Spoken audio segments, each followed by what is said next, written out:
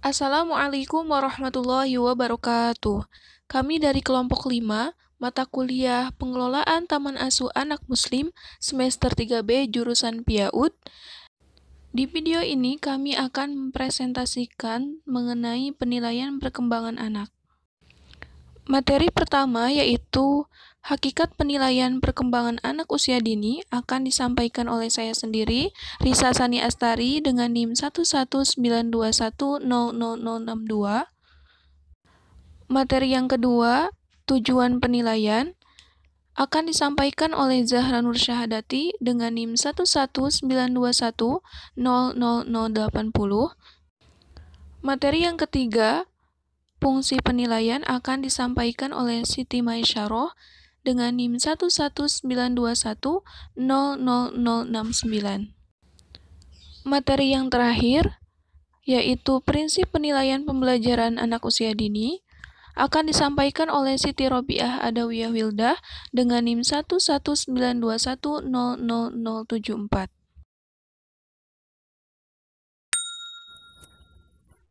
Pembahasan yang pertama yaitu hakikat penilaian pendidikan anak usia dini. Menurut Hadi, pengukuran merupakan suatu tindakan untuk mengidentifikasi besar kecilnya gejala. Sedangkan menurut Sugiharto, hasil pengukuran dapat berupa kuantitatif atau berupa kualitatif. Namun, pengukuran biasanya lebih mengarah pada perkembangan anak dengan cara kuantitatif, misalnya mengukur tinggi dan berat badan. Penilaian merupakan suatu tindakan untuk menginterpretasikan hasil pengukuran berdasarkan aturan tertentu dengan tujuan untuk mengetahui tinggi rendahnya sesuatu atau baik buruknya suatu kondisi.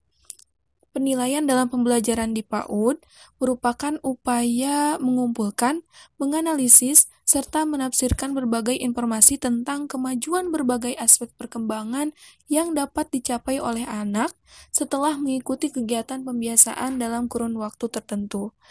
Penilaian juga dapat diartikan sebagai proses pengukuran hasil belajar anak yang dilakukan berdasarkan hasil pengamatan perilaku dan hasil karya yang dibuat anak.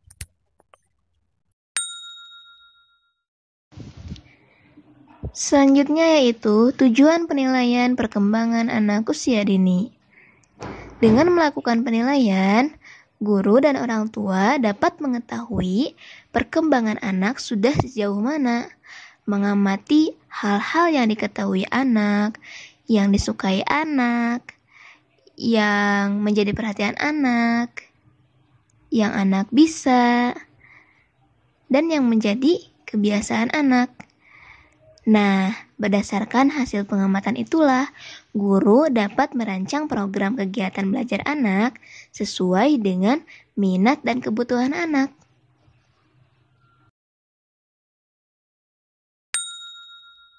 Baiklah, selanjutnya saya akan menjelaskan tentang fungsi penilaian.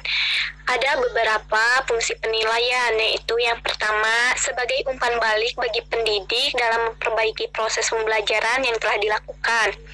Yang kedua, sebagai bahan pertimbangan pendidik dalam menempatkan anak pada kegiatan-kegiatan yang lebih diminati anak. Yang ketiga, sebagai bahan informasi bagi orang tua tentang berbagai perkembangan yang telah anak tunjukkan, sehingga diharapkan orang tua dapat memberikan perhatian lebih kepada anak-anak.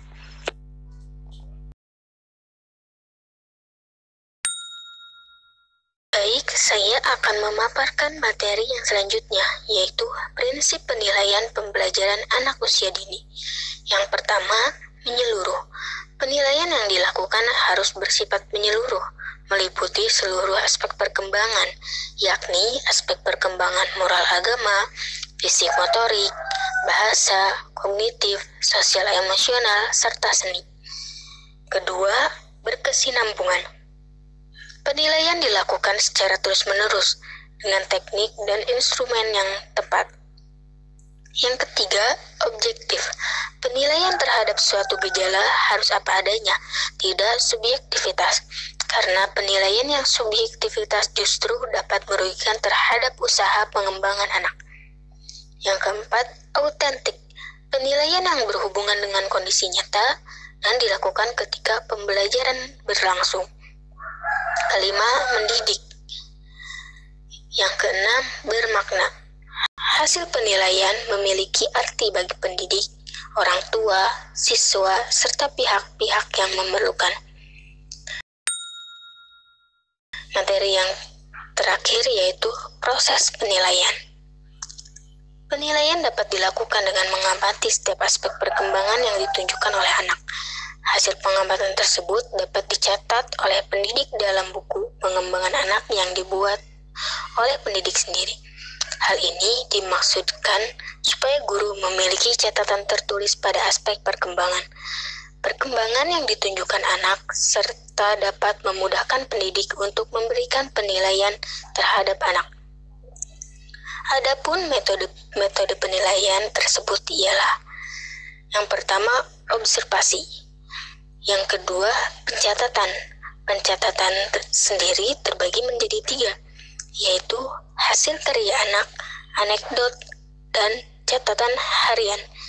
Yang ketiga ada pengolahan hasil belajar yang melingkupi checklist dan analisis.